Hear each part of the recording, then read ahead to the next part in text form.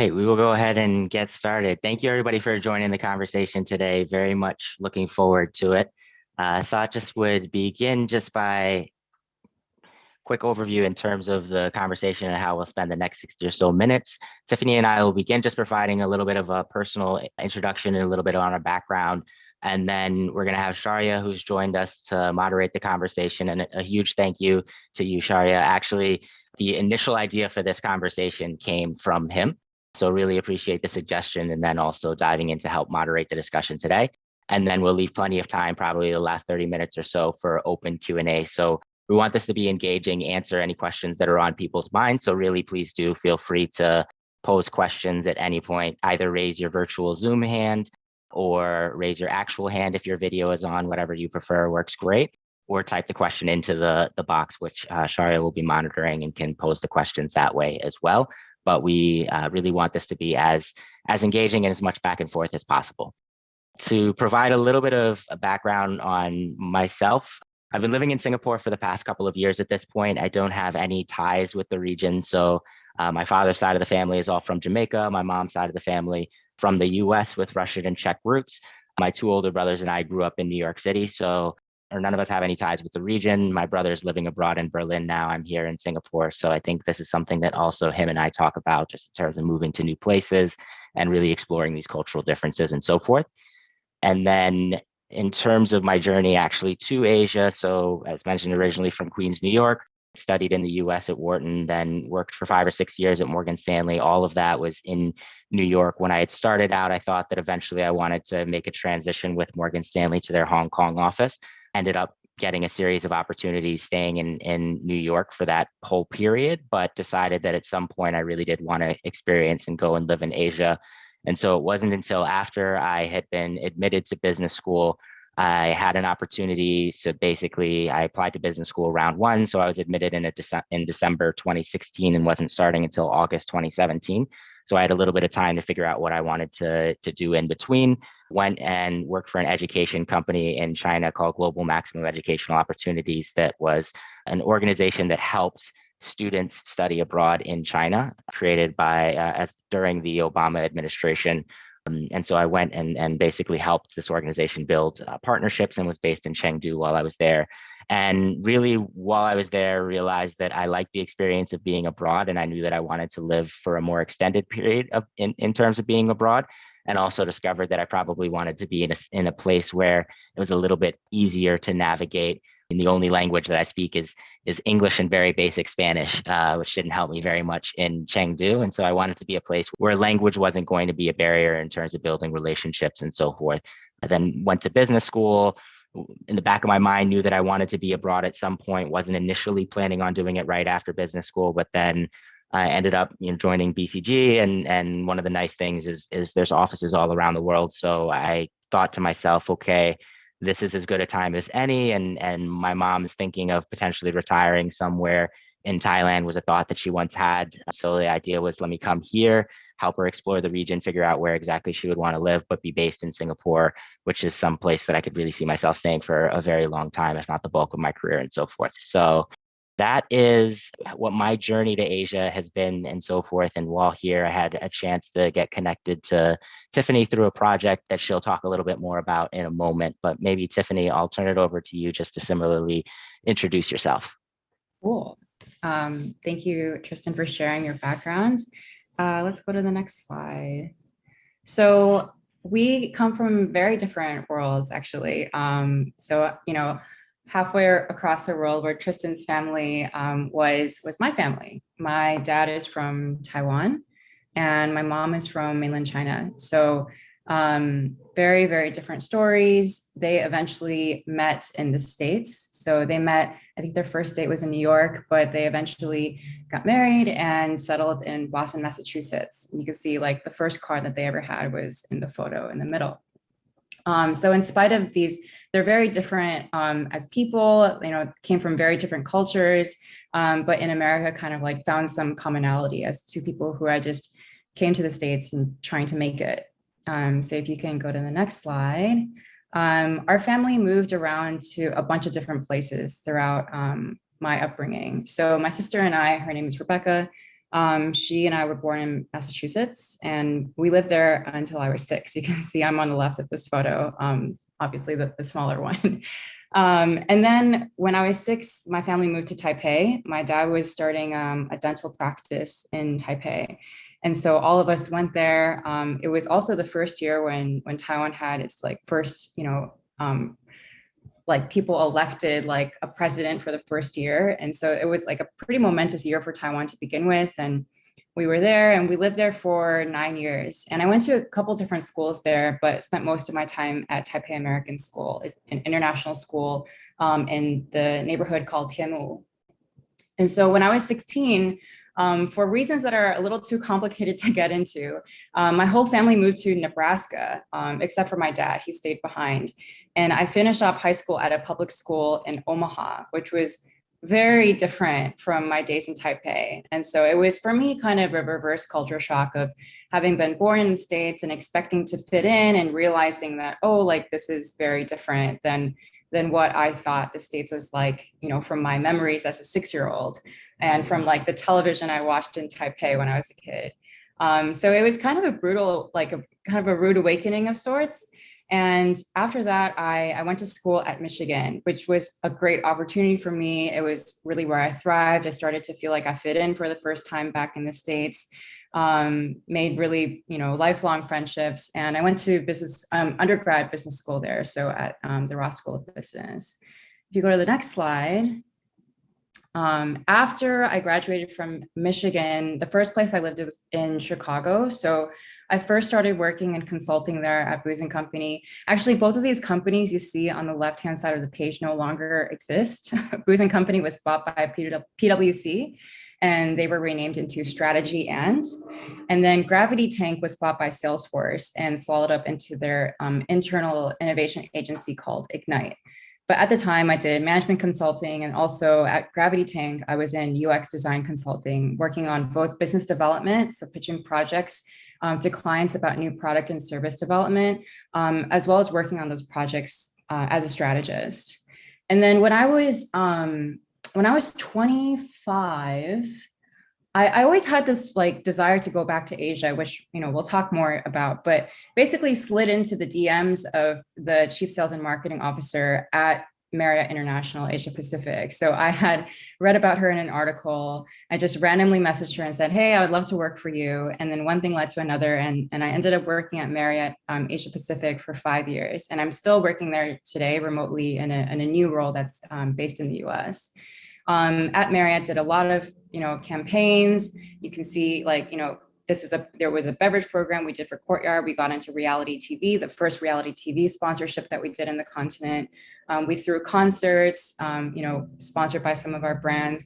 We launched Fairfield across 30 locations in Japan.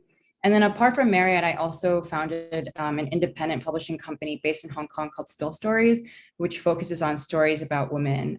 So that's actually how Triston and I met. So these are the books that we're working on, or we've published. We're working on the one on the right called Powerful Asian Moms, but we've self-published 3 books to date. And yeah, they're like next to me if anybody has any questions. But maybe if we go on to the next slide, we can actually talk about how we met. When I was at Booz and Company, one of the greatest blessings was meeting a girl named Amrita. And she and I kept in touch over the years, even though we didn't work together ever on projects. And this is just a super cool girl. And she eventually moved to Singapore. And when I was in Hong Kong, it was like, oh, cool, like you're abroad, I'm also abroad. And so we started talking more. And she knew Triston.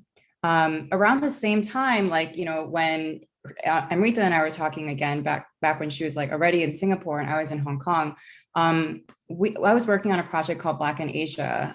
So I think it was in like early 2020, we had run a writer's workshop for that topic. And half of our team is Asian and half of our team is Black. And so we had invited like folks to share about their experiences, living abroad while being Black. And once we started promoting those stories, we eventually turned those stories into a book. And as we were collecting stories, Triston ended up sharing his story and ended up in the book that we published. And to date, we've actually sold over 700 copies of this book. So we're super proud of it and really grateful that we were able to meet through this project. Yeah, thank you, Tiffany. I've loved kind of seeing all of the stories through all of the work that you're doing, and the Instagram account as well as is at Spill Stories for those who kind of want to follow and preview and see some of the content and so forth. But with that, maybe Sharia, we'll turn it over to you to lead us through the moderated Q&A. And thank you again for helping us set this up, arrange it, and put together the questions and so forth. Of course, Tristan. Thanks, Tristan and Tiffany, for your introductions. That's quite a journey, I must say. So, hi everyone. I'm Shaurya Thapar. I'm from India, and I've lived there my entire life. Most recently, I was working with EY as a technology risk consultant, and now I've taken a break from work to pursue my MBA from the National University of Singapore. It's been a great experience so far, but moving bases from one country to another is always a challenge. So I'm really looking forward to today's conversation with Tristan and Tiffany, both of whom have gone through such a transition and flourished. So without further ado, I'll jump straight into the discussion. So starting with Tristan, Tristan, as someone who has no direct ties to Singapore or Asia, and yet likely had a variety of options to choose from after graduating from Harvard Business School. What inspired you to work in Asia? And Mhm. once you did get here, what were the differences that you noticed with respect to the type of work, salary differences, and the type of roles? Yeah, I think one of the things that inspired me is I felt like I really wanted to have a global and a global career, and I wanted to be able to have a meaningful impact and so forth. And when I think about Asia and just the amount of growth that's happening in the region and the amount of development that's happening in the region, it is a very exciting part of the world to be a part of. And I think that particularly coming in as a foreigner, I think that Singapore is really set up well for somebody who's making that transition to Asia for the first time. And so by that, I mean, it's a place where I felt like I was able to foster a community I would be able to foster a community relatively quickly. And that's something that was important to me. And when I was deciding on where I wanted to move to a place where I could in theory, see myself staying permanently or for the long haul. Nobody ever knows where opportunities will pop up and so forth. But I didn't want to move somewhere with the idea of, okay, I'm going to be here for 3 to 5 years and then I'm going to move somewhere else. I wanted to pick a city or a country where I felt like, okay, I may end up deciding to stay more permanently. So that's what put Asia and Singapore in particular on my radar. And then in terms of the differences. I think that there are major cultural differences, even though, of course, English is the first language that's spoken here in Singapore and everybody speaks English and so forth. I think there's a lot of cultural differences that go a lot beyond that. Things just in terms of working styles, working preferences. And it's particularly interesting being at a place like BCG because we have people from all over the country. So it's not all over the world. So it's not as though we are predominantly Singaporean in terms of our consulting staff, but our clients, especially our clients, tend to be hyper located in certain regions. So if I'm working on a project for a Singaporean client, I can kind of experience that culture.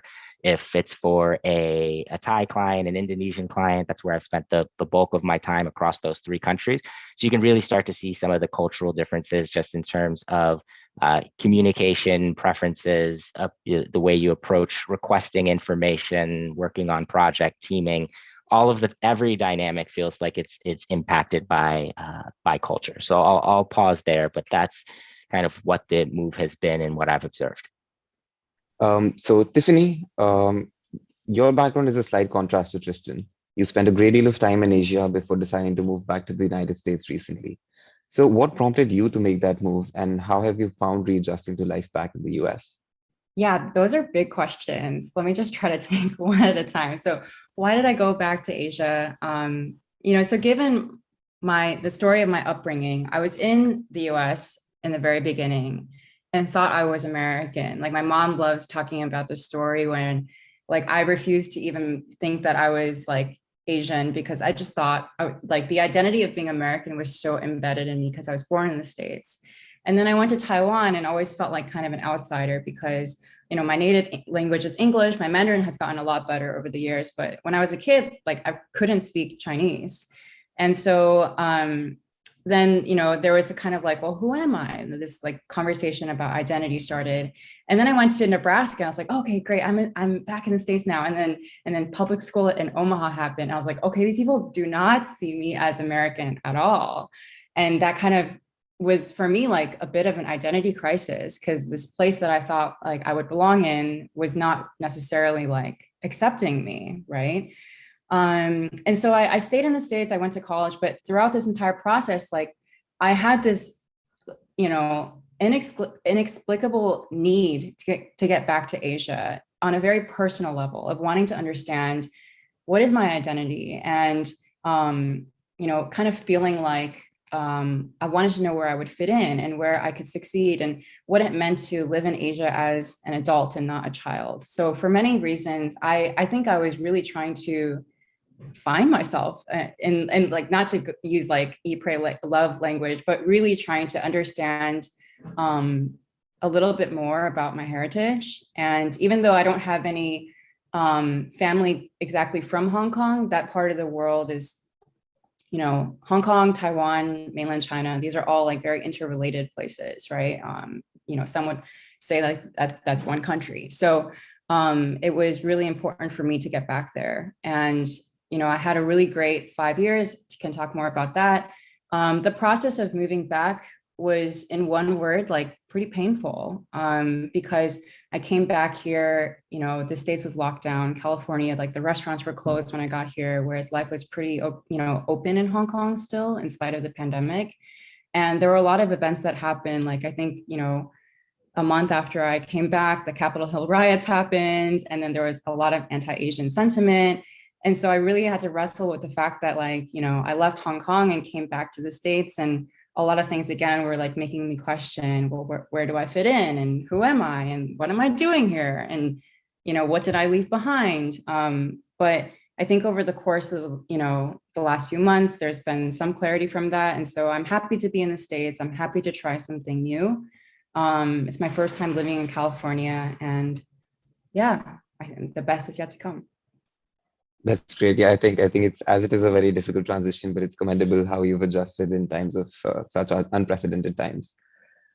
I think now that we've established how both of you moved to your respective places of work, let's talk about how things have been inside the workplace. So Tiffany, from consulting at Booz and Company to Gravity Tank, then to Marriott International, what have you found to be the biggest differences between the work culture? Is there probably a noticeable difference in treatment of locals versus non-locals? Yeah, I mean, even within, between Gravity Tank, let's say like Booz to Gravity Tank were very different. I've before Marriott in Hong Kong, Gravity Tank was a really tightly knit community of designers and strategists and researchers. And Marriott is a very large company. It's a corporation. And hospitality, if you think about a hotel, it's critically, like, it has to be top down, right? Because you need to know where decisions flow and how a hotel runs. And so for me to go into something that was a very flat organization to a pretty hierarchical organization was a pretty big change. And on top of that, the culture of hospitality is very much born from the West. So a lot of hospitality schools are located in France or Switzerland, or some in the States as well. And for me to kind of be in the context of not only a very hierarchical environment, but one where a lot of the leadership was actually not local, or mostly from the West, mostly from Europe or the States, was kind of a big shock. And it made me reflect on my position in that context, because I was, am American, but I'm also Asian. And it kind of, made me reflect on, like, what is my role in being in this organization that is in service of a continent, right? And in short, like, I can elaborate on this later, but it was a very humbling experience to work with so many hotels across the region and understand that, like, the only thing that was really separating me, like the opportunities I had from the opportunities that people in our hotels had was like an enormous amount of privilege. And the most meaningful experiences that came out of that were not necessarily what I did, but really like what I learned from all like the so many different types of people I was able to meet along the way. That's amazing.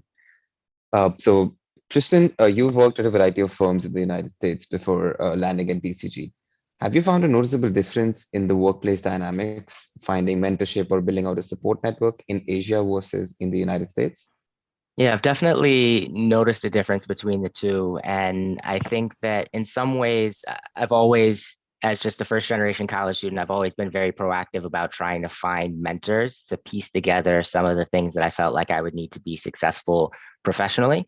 And I think that some of the approaches to finding mentors and building that relationship that I was so used to in the United States didn't always translate quite as well in Singapore. As in, to give a few concrete examples, well, one is in terms of like sourcing mentors and so forth. I feel like I've always had, mentors that span different races, both men, women, genders, and so for me, I think that, but even beyond that, I will say that, when I was in the U.S., especially when I was in institutions that were predominantly white and, one of a few Black people in that institutions, when I did, whether it was Wharton and identifying a particular professor or whether it was Morgan Stanley, and when I was there, I think there was only about 15 or so Black managing directors on the institutional side of the company. And so because there's so few, there's almost like that natural ability for me to immediately build a very meaningful initial conversation with them, and then you grow the mentorship from there. So that has been, that pool of mentors hasn't necessarily been here in Singapore. But with how virtual the world has come, I've realized that it doesn't really matter where your mentor is geographically located. So I think that that's helped me in many ways, because I've been able to get the information from people regardless of where in the world they are. The second thing I would say is, and this one is much more broad, but I also like volunteerism used to be a really big way that I would meet mentors and grow the relationships with them. Specifically, when I was in New York, I used to organize professional development events for college students, and I would have my mentors sometimes come and actually speak at these events. And it was just a way for me to kind of get to know them. They could see me organizing something and so forth. I would say that on average, I don't think that there's quite as much volunteerism that I've experienced or seen and that's partially because I think the structure of volunteerism and social impact and things like that is a little bit different, and that a lot of that is actually done by the government in Singapore and done in many cases very efficiently and well. And so I think that the idea of like one of the things that is unique about the US is actually from a philanthropy perspective, and like the amount of money that people donate, the amount of time that people donate in the US is it's very high relative to all countries in general, not just not just in Asia. Um, and for me, that used to be a very natural way of actually connecting with people, because I used to basically all I had to do is find the cause that the senior person was very passionate about, and then find a way to link myself to that cause and further that cause. And it used to be this great building block for me to kind of have that relationship. And I think that in Singapore, that approach doesn't work as effectively, because a lot of the senior people that I know and have come across, they don't have that cause that they're kind of like working towards on the side. And I think that it changes the dynamics of how I've gone about building these relationships and so forth. And I think that the solution to that is really just to be very, for me at least, it's been very proactive. And I think that in some cases, almost even communicating that to, when you find that senior person that you're trying to build a mentorship relationship with, and communicating to them almost like your process of how important it is for you to be able to identify a few people and have these conversations, and that these are the reasons that you're having struggle. So in some cases, I've found that I just need to open up and be a little bit more vulnerable about the challenges of finding the type of support and information that I'm looking for. And then I think that when I've layered in that level of vulnerability and transparency, it has made for, it has allowed me to build some of these bridges and so forth. So I would say that I think I'm still able to get the mentorship and the support and the guidance that I need here. I just think that I need to be much more proactive about it because some of the more natural and intrinsic ways that I used to establish these relationships in the US don't translate as well to other parts of the world. So I think that if you are traveling from one country to another, I would maybe think about how have you gone about building relationships in your home country and just think about the way in which culture might modify that because there's always a solution for being able to build these relationships and being able to build a community. But I find that when it is different from what you grew up with, there's just a level of proactiveness that you need to dial up in order to in order to have the same impact that you might have in your home country. If I can just like expand on that, one of the differences I see between working in Asia versus working in the States is that in Asia, whether it's work or mentorship, everything is very not formalized. So I don't want to use the word informal with people thinking like it's buddy. It's not about like how friendly people are, but just the lack of formalized structure around work. Like, now I've worked at Marriott in the States for 8 months, and I've worked at Marriott for 5 years in Asia. In Asia, things run really fast. Like it's oftentimes that you find that projects are rolling out and you need to like make sure that they're rolling out correctly. And there's not as much like, let's create a steering committee meeting to track every step of the way. It's like, let's move and the deliverable is going to be due this day. So good luck and everybody work really hard. And I think that attitude kind of partially explains why people work such longer hours. At least within my company, I can confidently say people are working like more hours in Asia. Whereas I feel like in this, like also from a mentorship point of view, in the States, I'm sure many companies have like formalized mentorship programs. Okay, this is how you apply. Like this is, who you can talk to. Here's your dedicated HR person. But I think in Asia, it's kind of like, okay, like good luck, like figure it out and take this person out for coffee and then like, oh, you should probably talk to this person and you might want to go karaoke with this person. And it really is like, I'm sure people have heard of the term guanxi about how relationship oriented Asia is. And, I thought I understood that because like I grew up in Taiwan, but it's really a different level of like understanding when to speak, how to speak, who to speak with. That all requires a lot of intuition in order for you to navigate these informal structures around you. So that like kind of getting used to in a very like unstructured work, less structured work environment was the biggest difference for me. That's really interesting. I mean, as a student, I think the lessons that I can learn and any other student in the call is just to embrace the new change, be open to new experiences, and kind of do your due diligence about the new place that you're in. So thanks a lot for that. Uh, Tiffany, for any of our audience who is looking at Singapore or Hong Kong as preferred destinations, in your opinion, what are some of the key differences one should keep in mind while looking for potential working locations out of the two? Yeah, and Tristan, like, keep me honest if you disagree with any of my points. I think some fundamental differences between Hong Kong and Singapore are Singapore is like, I'll just start with the basics. The rent is cheaper in Singapore. So oftentimes, I have friends who have moved from Hong Kong to Singapore when they're about to settle down, they're about to have a family. It's more family friendly also just because it's perhaps not as hectic as Hong Kong. Like it's maybe easier to get around. Like I think car ownership is probably a little more common there. And it's just more easygoing. Hong Kong is kind of like a really concrete and bamboo jungle. It's really fun if you're in your early 20s or, like that decade. Hong Kong is very, very fun. I think, what else?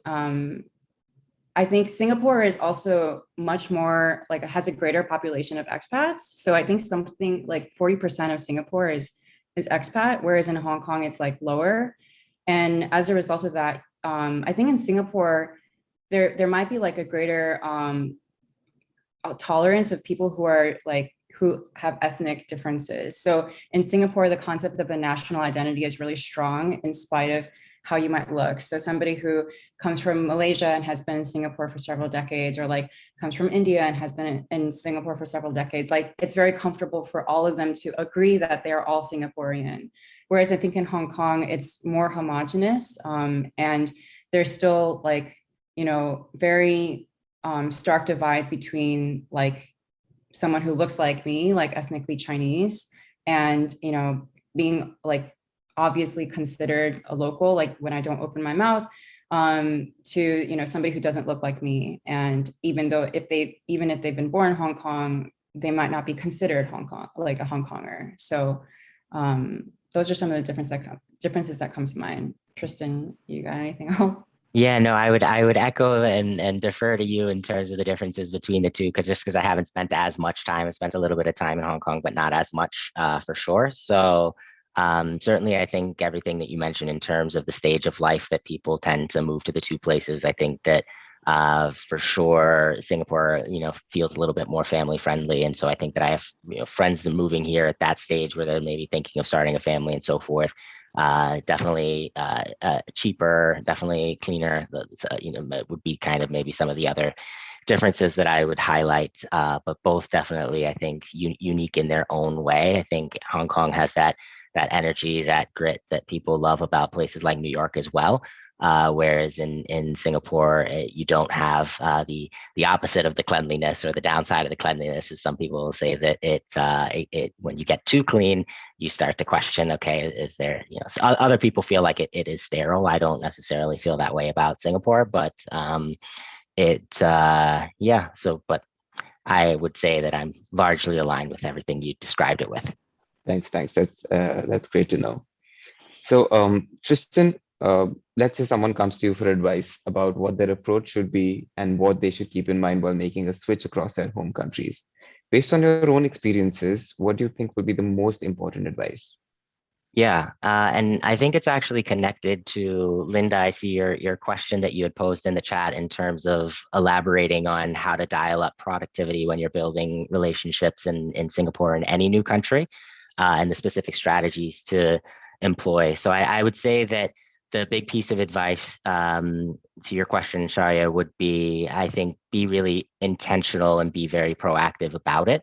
And then to this point of being proactive, as an example, when I first moved to Singapore, at one point I had kind of posted on I had posted on like Instagram and Facebook and so forth when I moved, just basically mentioning that I moved, intentionally knowing that as a result of that, friends that I knew, whether it was from back in the States or other walks of life, would follow up and say, "Oh, I have, a friend that lives in Singapore." And I'd say for the first year or two, anytime somebody mentioned any phrase like that, I would follow up with them. So, I'd be like, I'd make a mental note of it. And then the next day or later that day, I would send them a message and say, "Hey, I know that you mentioned you like know somebody in Singapore. Like, I just moved here this year and still in the process of meeting a bunch of people. Can you put me in touch?" And so I would say I was very proactive about doing that. I started organizing, and COVID made this difficult at times, but still not impossible to do, because we could meet up in groups of, 5 or 8, depending on the time. It's kind of fluctuated and so forth.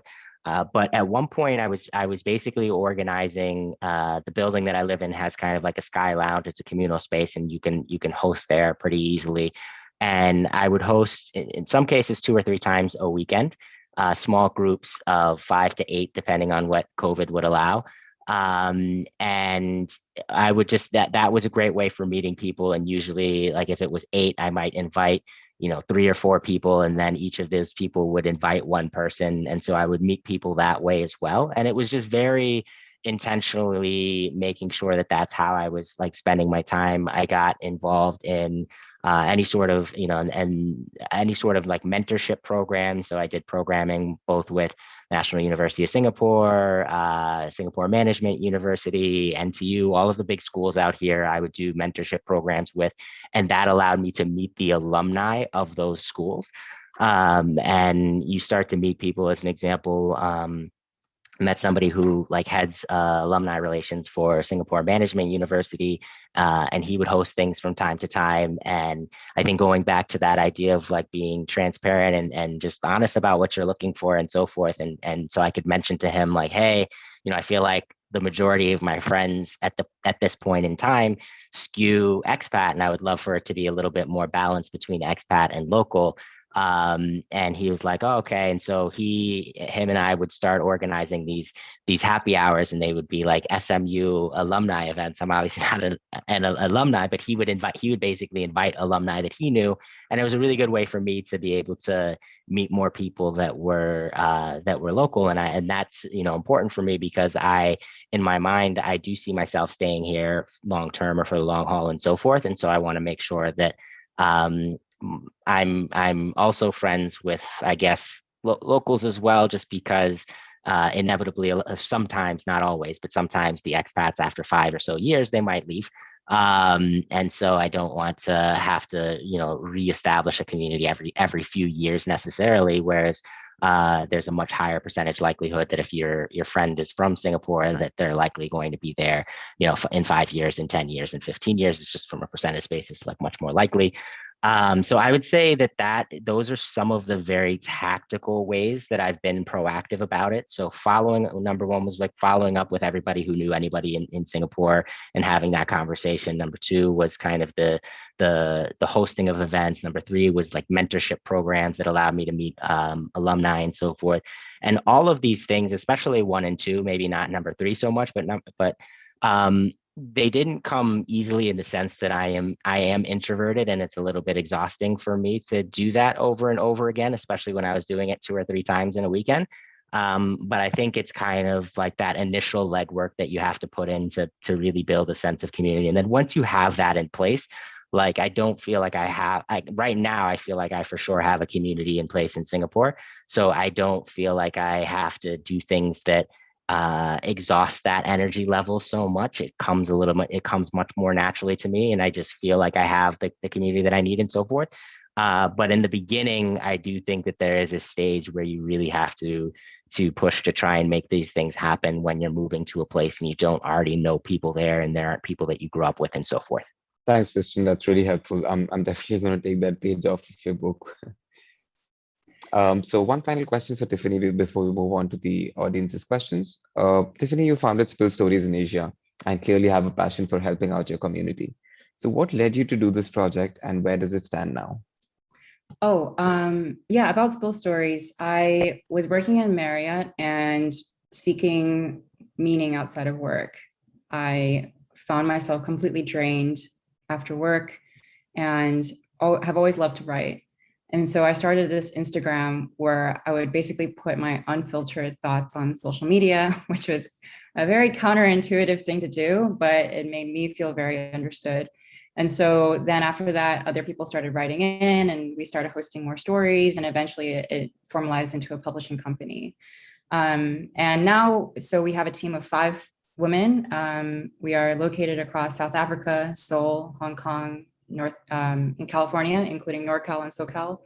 And we're working on a 4th book now, which we're going to do a pre-order campaign in October. It's called Powerful Asian Moms, and it's an exploration of how power and Asian motherhood intersect. Oftentimes we think of power in very systemic terms, in terms of money and resources, but people often say somebody has a powerful presence, right? So power can also be individualized. So we're trying to explore what that means and how Asian mothers embody that as kind of a way of bringing in representation that we think is very much needed in that space. Yeah, thanks for listening. That's really inspiring, Tiffany. So that's all that I had for the questions. Maybe we can move to the chat box and see what questions we have there. Tiffany, I'll direct the question towards you. So Linda's asking, can you elaborate more on how Marriott was a humbling experience for you? She would love to hear specific stories if there are any that you can share. Okay, cool. So I'm going to serve up some realness right now and tell you how like a lot of people end up in Asia and working in the professional world. So let's say decades ago, when Asia was still developing, like let's say like, 20 years ago, China was not what it is today, right? And a lot of countries you can say the same. But these international, multinational companies, they needed people on the ground. And so what they would do is they would give them expat packages. And so an expat is an expatriate.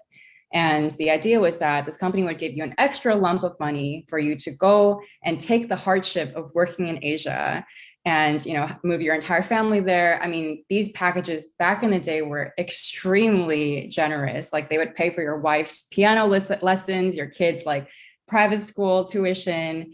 And it was all for the idea that you had to, you know, give up a life in the US to go work in Asia. Obviously, that's not the same. Like, we're not in that landscape anymore. And a lot of people would love to actually give up money to go work in Asia. However, those kind of structures still exist. And so in full transparency, when I moved to Hong Kong, like they had gotten rid of a lot of these legacy expat, like very generous expat packages. But I did receive a package where there was like a certain amount of money that I had every month that was additional to what a local employee would have had to pay for my rent and like my other expenses. And so, you know, I kind of wrestled with that because I know it's inherently unfair, but also, I mean, I was excited to have like extra money to spend and thought that like it would be like a really interesting experience to take this on. After working in Asia for many years, it really dawned on me, like the reason why I was so humbled is just two simple reasons. One is people worked so much harder and they knew so much more than me. In terms of working hard, the pace of work is so fast. Like in China, people work primarily through WeChat, like an instant messaging app, right? You can't imagine people in the US at a corporate job using iMessage on the phone to like, you know, make things like that would be considered so invasive. But in China, it's not, because that's like what, you know, work demands of you. And then on top of that, they just know so much more. So I kind of had a huge reality check that I had been like plucked from the States to go work in Asia. And I didn't know anything about like, you know, what social media channels they use, like, cause I worked in marketing, like how like the quality of content differed, you know, what types of like platforms to become partners with. Like there was such an enormous amount of knowledge that I didn't have. But at the same time, because I had been like given this position, I had this huge privilege and ability to, first of all, have like, you know, be financially better off, right, than a local hire. And second of all, to have this like kind of respect that I hadn't even earned. And so there were stories where like my mainland Chinese colleague would tell me like the idea that they wanted to portray, and I'd have to be the one to present it because they were afraid that like they would get tongue-tied explaining their idea about running a campaign in China to somebody who is not Chinese. You understand what I'm saying? And so like there was this huge kind of like system and structural system that actually worked to my advantage that like was not necessarily serving the local market. And I think it was very humbling to realize like, you know, that I didn't know as much, and that it was really like, it was less about me going to Hong Kong to have international experience as really like, as much as it was going to Hong Kong to really learn how the world works and like how there are, you know, very like, there's just a lot of privilege that surrounds like being an American abroad that I think we should be, you know, very real about. So that's kind of my story. Yeah, I agree 100%. So I think, Tristan, you've answered the second part of Linda's question. So I'm just going to move on to Lucille. Do you want to ask a question? Oh, yeah, thank you. So my question was if there were any unexpected challenges you faced being in a foreign country as a result of the pandemic, and considering that it's been like now over a year, and how do you overcome? In my mind, there's challenges with the actual logistics of moving probably from company A to company B, but I think that there's also opportunities, and particularly when it comes to opportunities, I find that it is much easier to get quick conversations with people, both because you're working from home. So if I need to take a 20-minute call during the day from home, it's easier for me to logistically do than when I was kind of, whether it was on site at a client, where you'd have to kind of like find a place in a building where you could take a 20-minute conversation versus the comfort of your own home. So I've taken advantage of really the ease of getting in touch with people. So I think that while executing on a transfer might be more difficult in this recent stretch, I think that setting up and the longer term planning. So COVID has made it really difficult to do the kind of 1 to 2 year planning. But in some ways, I think has really afforded people the opportunity to do more of the 3 to 5 year planning and think about, okay, what types of opportunities might I be interested in pursue, and then actually get on the phone with people and have those conversations is so much more logistically easier, given people have really embraced virtual and hopping on quick chats and so forth. So I would say for me, I've kind of twofold of just recognized the challenges, and in many ways I've experienced that, and just saying that I very early on, I was like, I'm going to stay put and just make the most out of the experiences that I have, and try and do some of that long term planning, as opposed to I would personally be really hesitant at this point to move to another country, whether that was with BCG, without BCG, doesn't matter. I'd be hesitant to move from country A to country B more so than I would in normal times, only because if we go back to the things that I was mentioning in terms of building community and so forth, like hosting events and things like that, that would be extremely difficult for me to do if I were to kind of move. And it depends on the country that you're moving to and how open it is and so forth. And things are, of course, starting to open back up in Singapore a bit. So I would say that those are some of the challenges that I've faced, but I think that buried in challenges, there's always a handful of opportunities as well. And I think that there certainly have been in terms of some of the longer term planning that's now possible. Thanks a lot. That's great to know. Thanks, Tristan. So, just in the interest of time, I'm just going to open the floor to the audience. Please feel free to unmute yourself and ask the questions. Sure, I can go. So it's really a question for both of you, but I think for people who are already living in like a global city like New York or London, do you recommend like trying areas of like cultural immersion in like whatever country you're going to before you start like really seriously considering a move? I guess it could be a good litmus test. Like if you go to Chinatown and you don't like it, maybe don't move to China. I mean, it's so hard though, it's like not even, it's like you can't even compare, to be honest. But a good place to start is probably talking to people who are from that place and just really trying to understand what their lives are like there. So yeah, that's what I would recommend. Tristan? Yeah, I wouldn't I wouldn't let it be a barrier in terms of going, because before moving to Singapore, I had never visited Singapore. I had never actually visited anywhere in Southeast Asia. So when I arrived in Changi Airport, which is the airport here in Singapore, I had never stepped foot in Singapore until that moment. So I wouldn't let that be a barrier to actually moving. But exactly like Tiffany is mentioning, I had a handful of mentors who had lived for certain stints in Singapore. And actually, I was on the fence between Singapore and Bangkok. My company also has an office there. And when I talked to people, mentors who knew me very well, they were like, Tristan, you're going to love Singapore. Like, you love routine, you love order, you love these things. Like, that's just the city is going to naturally mesh with you very well. So I think if you're speaking to somebody, I think when you're thinking about who you want to speak with, yes, absolutely, getting a local perspective is helpful. But I would say actually maybe the thing that I would find the most helpful if I was moving to a new country is within the subset of people who know you very well, who knows that location very well, because it's such a personal thing. Like if I were to speak to, let's say I'm deciding that I'm going to go and move to Scandinavia and move to Finland or something like that. If I were to speak to somebody from Finland who doesn't actually know me very well, they're going to tell me a part of the culture through a lens that isn't actually tailored or personalized to me.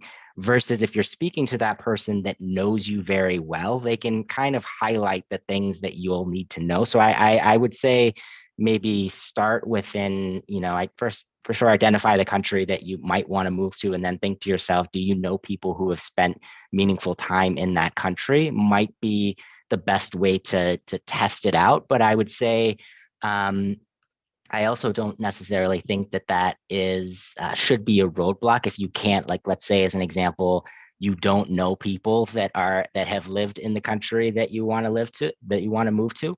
I also think it is perfectly fine to go travel experience. Maybe, maybe it ends up being a 6 month stint. Maybe it ends up being a year stint. Maybe you don't love it as much as you thought that you did. But nonetheless, I think you'll walk away from that experience with a lot of valuable perspective. And I think that it is one of those things that feels really daunting to do before you've actually made the move. But once you have made the move, you realize that kind of life goes on. And then the next time you try to make that step outside of your comfort zone, it feels a little bit easier the second time. And so I would say, good to do the research that you're describing, but I wouldn't let that be a hurdle necessarily in terms of the actual move. Makes sense. Thank you. Hello, I can go next. First of all, thank you both for doing this. It's been incredibly informative. So my question is, I know that you've both mentioned choosing Asia for reasons that include staying there long term, but if you were planning to stay short term, how do you think careers are affected if you plan to return to the United States? Do you think you will be ahead or fall behind career-wise? And is maybe the choice of country important?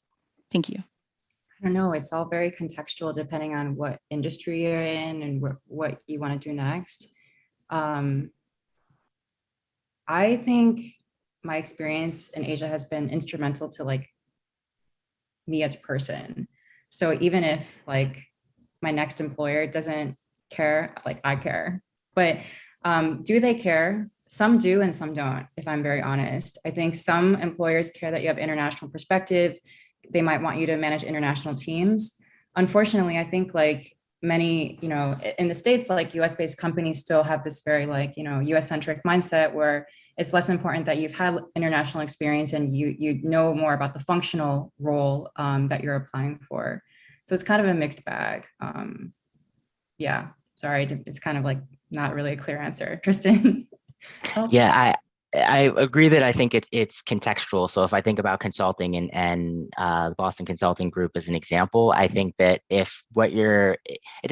also depends on what you mean by kind of get ahead, because I think if you're looking at it purely from like a title and a promotion perspective, I think at least in my industry, the quickest way is just put your head, like if you were just picked one office in the US and put your head down and, just worked, you would get to partner more quickly than actually even the promotion cycles in the US are a little bit quicker overall than the promotion cycles in Singapore. So if what you're talking about is just going from associate to partner, then you're probably better off just kind of staying in the US from that perspective. But I think a lot of the advantages that you see in terms of global and international experience start to come in at an actual more senior level, which is what makes this hard to really equate, right? Because as a junior person, if you're an individual contributor working in the US, are they going to care whether or not that you've worked in Singapore or another part of the world? Maybe not. But once you're at a manager level, and particularly once you're taking on global assignments, will they care whether or not you've lived in Singapore? Like, absolutely. So it's also contextual in terms of the point in your career. And I think that one of the challenging things is that people are usually evaluating the experience on the basis of what it's going to do to set them up for the very next move. And I think that it's unfortunately, or not unfortunately, but I think that what I would advise there is you're not really just setting yourself up for the immediate next move. You're setting yourself up for the longer term career that you want to have. So this international experience that you might be getting now, maybe it doesn't come into play in year 1 to 2 or in year 3 to 4 even, but it might come into play somewhere in the 5 to 10 year mark. And it might be extremely valuable at that point. So I think that it's like putting together pieces that set yourself up for the longer term career and life that you want. And I do think that there's a tremendous amount of value in that, especially once you get to the point where you're managing teams and working on assignments that are global in nature. And I think that's why if you look at CEOs of companies, so if you look at really the CEO of any major company or so forth, and just look at their resume and their bio, I don't think you're going to find a ton of these people who have not had some sort of experience that gives them exposure to another market, particularly if it's a global company. So I think that what I'm saying is longer term, there's a lot of value in it, even if you may not see it in the immediate 1 to 2 years, depending on the role that you're pursuing. Thank you both. Thank you. Hi, this is Emily here. I'm curious to understand, as someone interested in working in the US one day, what are the advantages to working in the US versus Singapore? Tristan, I know that you mentioned that mentorship is a lot more structured in the US and promotion cycles are for one shorter as well. Yeah, I would say those are the big ones. So I'd say mentorship, promotion cycles. Although mentorship, I think that there are those workarounds and so forth. Promotion cycles, I think that that's more of a structural thing, and that's also dependent on the company that you're at. So that's not necessarily true for every company, but so I would look at that in the context of the particular organization. And then the other thing that I would say, just in terms of Singapore versus US, is also from a compensation perspective. And I've talked to a lot of recruiters about this and so forth. You can expect that, from a compensation perspective, it'll probably be 30% or so less for a similar role than what you would find in the US. If you just had to use now, you have to take into consideration taxes, which are a lot, you pay a lot less in taxes when you're in Singapore. That being said, if you're American, you still have that 10% foreign tax. So it really, there's so many nuances here that I think that what I would recommend doing, but what I would recommend doing is talk to somebody in the particular career path that you're interested in. So if you're interested in working in consulting, I would talk to somebody who's in consulting about the numbers in particular. If you're interested in, hospitality or interested in entrepreneurship, whatever it might be, I would just understand the nuances. But I would say all things considered, as a generalized statement, I think that if compensation was the primary motivator, I think that all else being equals, I do think that jobs tend to pay a little bit more in the US than other parts of the world, not just Asia. So yeah, I'll pause there, Tiffany. I'm not sure if you have thoughts on that. No, I think you covered it. Okay. Yeah. So I want to be mindful of time. So if people have any follow-up questions, I'll stick on the line. I don't have a hard stop, so I can keep going for a few more minutes. But if people do have to drop off, thank you so much for dialing for the conversation. Please do feel free to reach out to either of us on LinkedIn if you have any follow-up questions that we didn't have a chance to answer during the conversation. Just wanted to say that, and wanted to say a huge thank you, Sharia, for putting this together, Gary as well for helping us all organize all of this. And yeah, feel free to reach out, but we can stay on the line and continuing answering questions. I just wanted to be mindful of time. Thank you everyone for joining and making time. Appreciate it. Perhaps one more question for both of you, if you have time. Both of you have tremendous extracurriculars, whether it's running a publishing effort or all the mentorship and volunteer you do, Tristan. And both of you have demanding jobs. I mean, consulting is known for not being a 9-to-5 career. How do you balance your quote unquote day job with all the things you do outside of work? Poorly is the answer. I don't know. So for the spill story stuff, because my team is located across Asia and South Africa, I usually just split up my days. So like evenings and afternoons are like spill stories related work. And then in the mornings, I work Eastern hours in California. So I'm kind of up by like 6 or 7 a.m. most days and done by like 2 or 3 p.m. Yeah, I think also like there's a woman on our team who's recently started using Trello. So some project management tools help as well. But yeah, I'm not gonna lie, it's hard. It's really hard. And I think just mentally over the years, I've started putting more barriers around like my time, just structuring my time more and knowing when to stop working like my day job. I think when I was younger, I was really willing to I didn't really have any sense of personal boundaries at work because I really saw work as a fulfillment of my identity. And now I definitely don't see work as having anything to do with like, my company does not affect my identity in any way. So I've kind of like moved past that part of my career. So I'm much more okay with kind of like leaving work behind when the day is over. So that's kind of how I do it. Tristan, would love to hear your thoughts.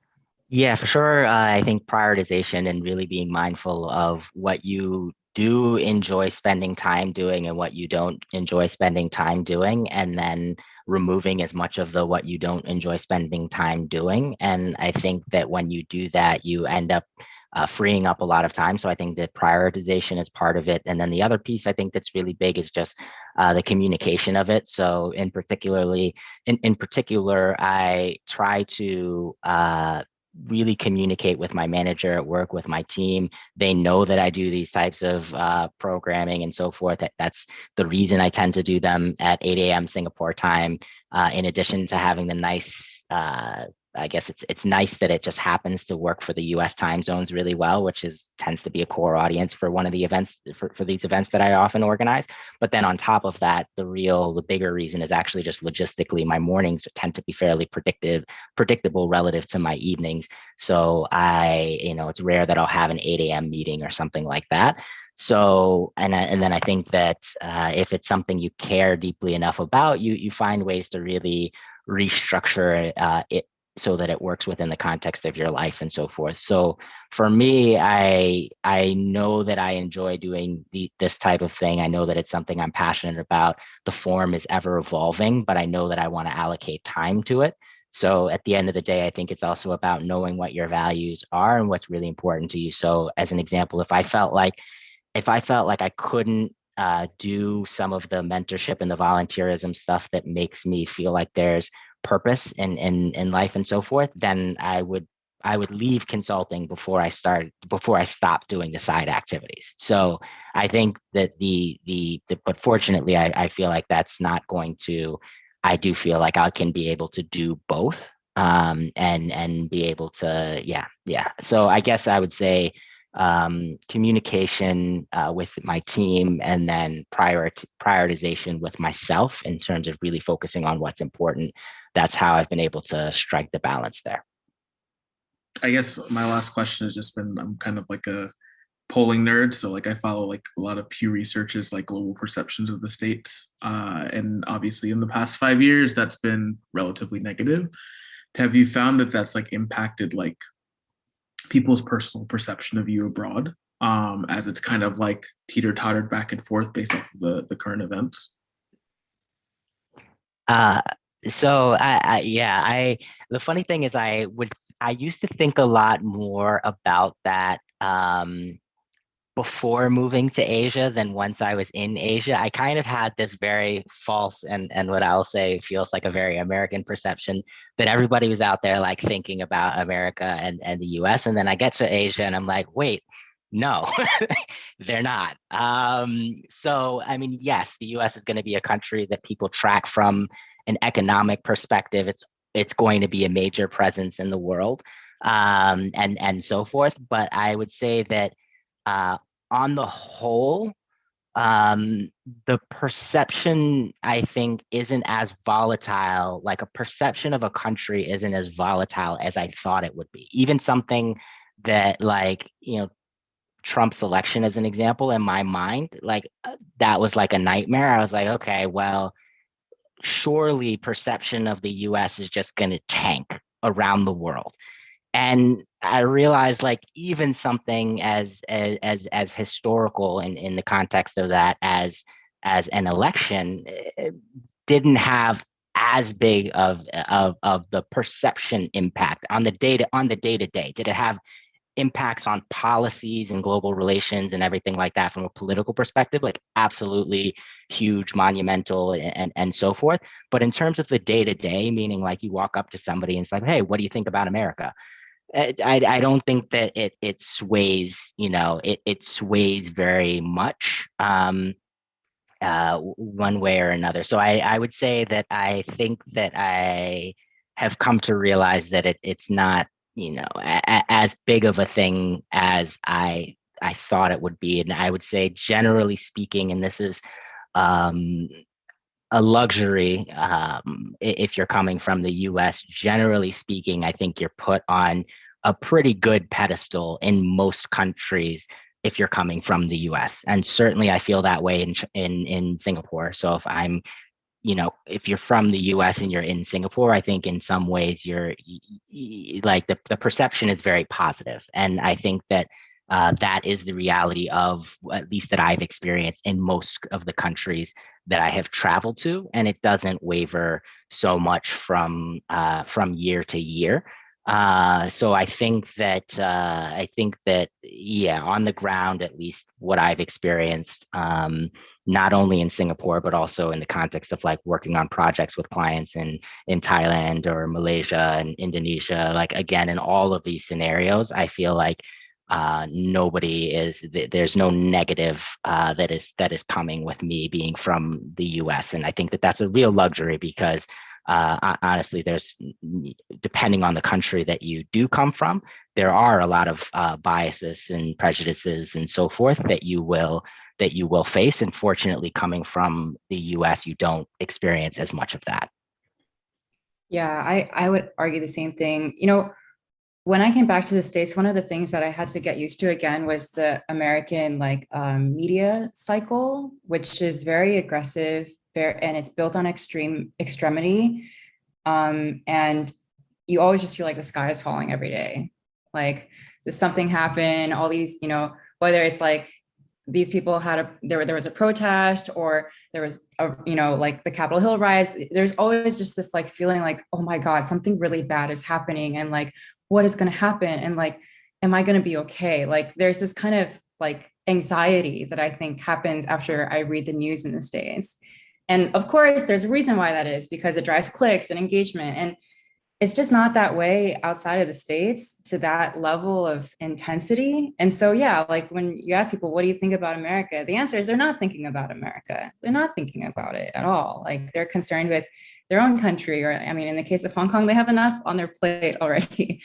So, I think in Hong Kong, I think like there was not, it really wasn't, it didn't mean anything. Like, and that's the other thing is, in the States, it's like there's such a heavy patriotism, right? That's like, okay, you're America, therefore you think this or that. Whereas when I was in Hong Kong, it wasn't this immediate assumption of like, because you're American, you think like these are all your ideologies that you subscribe to. It was very much like I felt like I could just represent myself, like kind of a weight had been lifted. And when I go to mainland China, it's actually one of curiosity. Like, people actually really want to engage with you about American politics. Like, the average Chinese person, knows more, I would argue, about like, America's, politics than the average American knows about Chinese politics. So they also want to know, like, okay, are you reading the same things we're reading? This is what we saw in the news. Like, what do you guys see on the news? And it's always been this really like wonderful exchange.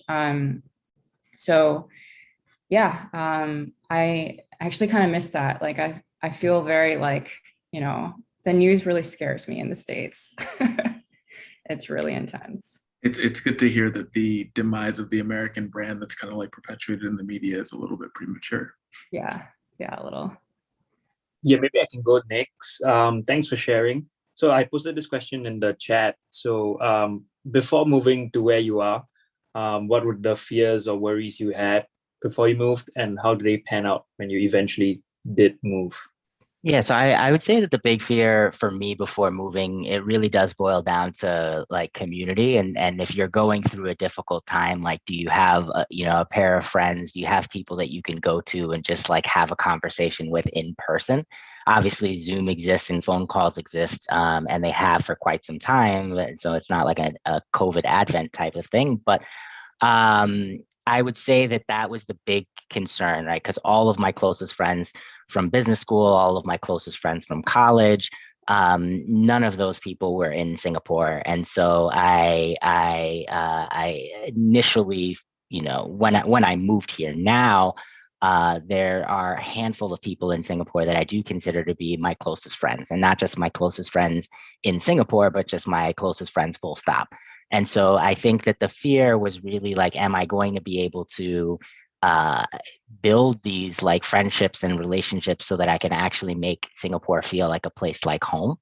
And I think that especially for the first like year when you move to a place, that was the main fear that was that was on my mind. It was more so things on the personal front. I was less concerned about the professional front. I had more confidence that, you know what, no matter what, the professional stuff will work itself out. You know, if the experience doesn't go the way that you wanted it to go, then you just chalk it up to learning and then move on to the next thing. And so in the back of my head, I always knew that, like, from a professional perspective, if things weren't working out in the US, or sorry, in Singapore, I could just, you know, chalk it up to a learning experience and then either go back to the US or go somewhere else. And so I was less concerned about that. I was more concerned about, you know, from a personal perspective, like, am I going to be able to make this place feel like a home? And I think that the long story short is I have been able to, through a lot of these things that I was describing and so forth, but that was the big fear. And then to the second part of the question, in terms of mitigating that fear, I think it really goes back to what we were all talking about earlier around proactiveness and building, you know, communities, reaching out to people, being transparent about what's on your mind and so forth. So that was at least how I went about really trying to mitigate this fear that was present when I had initially had made the move. You know, I think I was really naive, and when I was 25, I didn't have a lot of fears. I was just really excited because I felt like, you know, I was living in Chicago and thought, how bad can this be? I think after a year or so, yeah, some of the similar fears of not being able to make deep friendships. I think in Hong Kong and Singapore, many global cities, period, are very transient. And, you know, I went to a goodbye party the first week I lived in Hong Kong, and they didn't necessarily stop, you know, over the years. And the solution that I had for that was really creating a community of my own, just like Triston did, you know, through his programs. I created skill stories, and most of my closest friends now are all either like people I met from Instagram originally, or, you know, I held writers workshops every month, and people would come on through and we would write together. And so I think there's like you know, in the States, I feel like there's kind of this predefined path. Like you go to college for some folks, right? You go to college, you go to a city near your university, you have your friends from university, you make friends along the way, you settle, you know, you have kids, white picket fence, golden retriever, etc. In Asia, all of that gets thrown out the window, which is both liberating and terrifying. Can you handle the ambiguity? Like, can you handle not knowing where you're going to be in 5 years or 3 years? And, you know, out of this crazy city, like, can you create a home? And I think there's a level of boldness that's required to kind of stick it out. A lot of people go abroad for 2 years. They treat it as like a way of like a source of novelty, a source of intrigue, right? I want to have international experience. But the ones who stick it out longer are the ones who I think were really courageous and like were willing to reinvent themselves and imagine a different future for themselves and go off script. So I would encourage everyone to think about that as well. Thanks for sharing. I'm curious, like, out of the people here, are there certain countries or cities you're trying to move to? You can like respond in the chat or just speak up. I can speak up a bit. I'm personally not too sure. It's something that I struggle with. I think one of the reasons that I asked is because I'm also pretty new to the workforce, and I'm struggling between trying to decide whether moving to a different country this early in my career is the right thing for me. And so I'm looking at somewhere in Asia or a safer choice like London. Yeah, good luck with that decision. I mean, the major thing that comes to mind for why to choose a place like Hong Kong is taxes. I don't know what the tax situation like is in London, but I assume it's much higher. But yeah, I mean, I think places like, you know, I'm curious what makes you think it's like a more conservative choice to move to London? Because if it's something like language, in Hong Kong and Singapore, you can get along just fine, actually, knowing only English. If it's climate, I think, you know, your answer is very clear, like go to Singapore and Hong Kong, get some more sun. I think it's language, and it's also proximity to, I don't know, I just feel like, yeah, proximity to home. I'm not actually from the US, I'm from Canada. And I just feel like it's just a bit more similar. And a lot of the companies are relatively the same. The people can be relatively the same as well. And so I don't know, it would be less of a culture shock for me. but I'm hoping Hong Kong goes really high on my list, and I'm really hoping that's something that's possible for me. I think intertwined with the cultural difference that you're mentioning is also the learning that comes with it. So, like to take an extreme example, how much would you learn if you were to move from New York to Toronto? Probably not a tremendous amount as you would learn from moving to a place that's like very different culturally.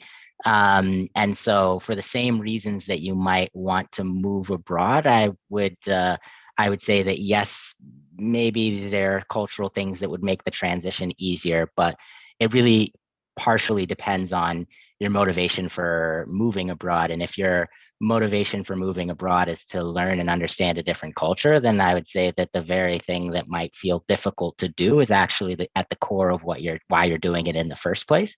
So I would just bear that in mind as you're thinking about it. And then, yeah, certainly as Tiffany mentioned, from a language perspective, you won't experience that barrier, at least not in like a Singapore or a Hong Kong. And so yeah, I guess those would be the only perspectives I would maybe layer on there as you think through it. That makes sense. I think sometimes another thing that's important to me is, whether it is possible. It's become pretty clear in my journey that it's not that easy to really pick up and move to another country. A lot of the times you have to prove to, either the people hiring you or the companies that you're worth investing in over someone else that is a native of that country. And so that's, I think, something that I found pretty difficult in trying to decide where to move to and what jobs to take. Yeah, that is no, it's a very real barrier, and I think it has become more of a reality during this COVID period. Certainly the case in Singapore, where any job that is available, the first reaction is going to be, can we provide this job to a citizen or to a permanent resident? And I think that's sentiment that's true across many countries. So hopefully that eases up as we move back into a more normal world. But I would say on this one, I'm a firm believer in where there's a will, there's a way. And I think that if you're, really proactively reaching out to a ton of people and expressing this interest in making the move abroad work, I feel confident that you can find the right employer and then you can find your way to that country. And then I think once you're in that country, moving from company to company tends to be a little bit easier. So if like moving abroad is something that you really want to prioritize, and especially if you're towards the beginning of your career and you have a lot of runway ahead of you, I think you can also consider whether or not you just want to find an opportunity that will allow you to move there, start to settle in, get a base there, and then experience. Then once you're there, you can either work towards becoming a permanent resident of the location, and then you can kind of really mitigate those barriers to finding jobs.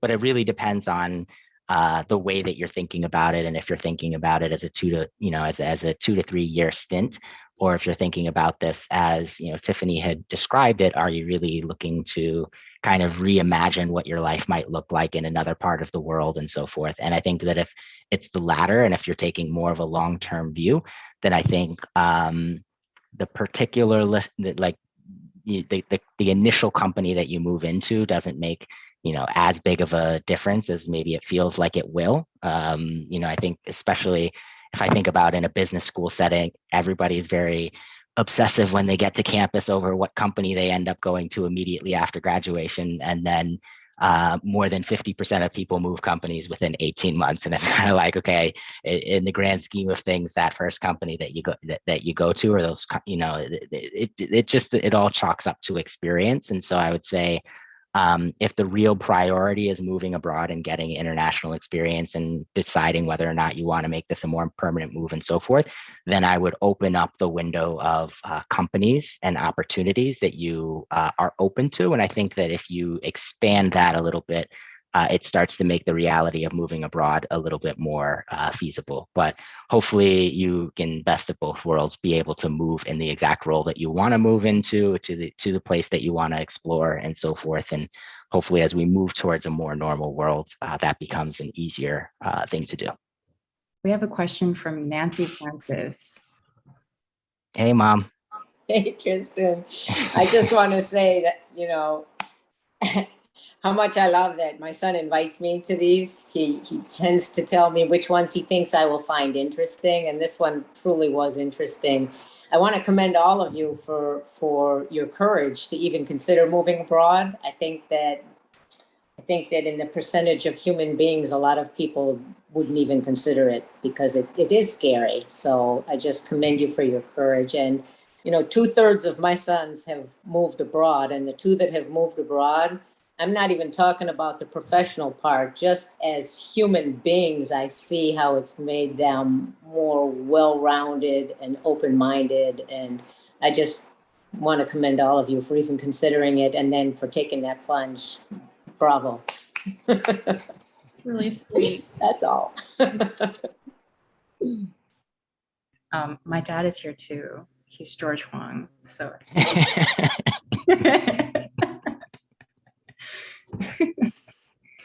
any other questions, comments? Yeah, Hi. hi. I have a quick question, actually. Greetings from Middle America. So I went on a solo trip to Vietnam back in 2019, before the world kind of ascended into chaos. And for that month that I was there, I was really surprised by the Americanism in me that came out during that trip and that was challenged during that month. So I'm curious for both of you, Tiffany and Tristan, what was there a particular Americanism that was challenged within you in any of your experience while in Asia? 100%. First of all, I just want to say I went to Laos in 2018, and it was such a rattling experience because a lot of Laos's economic developments are thanks to China, and a lot of its like destabilization is in part due to the Vietnam War, and America played a very big role in that. So it's very rattling to think about like,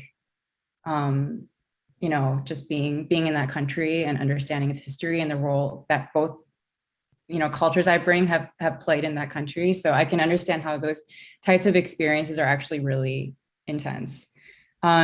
Just a really obvious one was like, I, grew up pretty extroverted and was always like really keen to share my perspective and share my opinion. I think an Americanism that I've kind of carried around with me is just like my propensity to share my opinion. And working in mainland China really made me reflect on that, because what's important in a meeting when you're with folks from mainland China is not necessarily, and this goes for Hong Kong too, what is being said is as important, if not like less important than what is not being said. And who is in the room is like really important. And who's not in the room is also really important.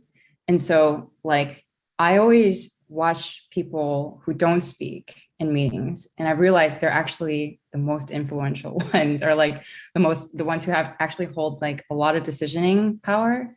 So there were several situations that really just like made me reflect on the importance of listening. I think I've actually become a little more introverted as a result of working in Asia. And that kind of tendency overflows into my personal life of, whether it was like going on dates or like, meeting new people for the first time. I started practicing like listening first instead of like announcing who I was. And it's actually given me just a really slower, like more enjoyable, and like, it's like helped me be a little more astute as a person. Yeah. Tristan?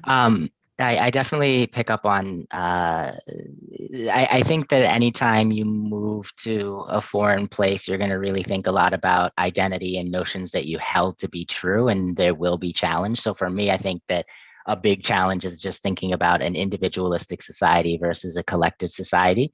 And I think that when you grow up in the US, you're so used to, and not only did I grow up in the US, but I grew up in the Northeast where it's probably even more prevalent. And then even within that subpopulation, I went to boarding school starting when I was like 11 years old. And so would describe myself and think of myself as a very individualistic and independent person.